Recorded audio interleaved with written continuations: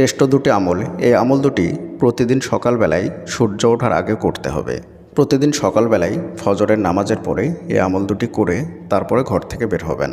এবং এই আমলটি আমার জীবনে বাস্তব এবং পরীক্ষিত সত্য আমল, যে আমলটা আমি নিজে করেছি এবং করার পরে ফলাফল পেয়েছি।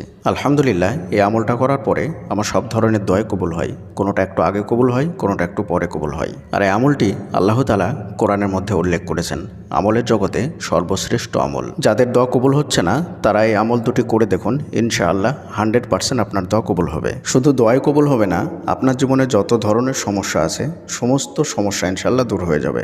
আজকের এই ভিডিওটি অনেক গুরুত্বপূর্ণ ভিডিওটি শেষ পর্যন্ত স্কিপ না করে শুনবেন।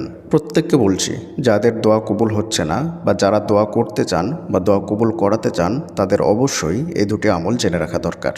এই আমল দুটি জেনে রাখলে দোয়ার জগতে আর কোনো আমল জানার দরকার নেই ইনশাআল্লাহ। এই আমল দুটি করতে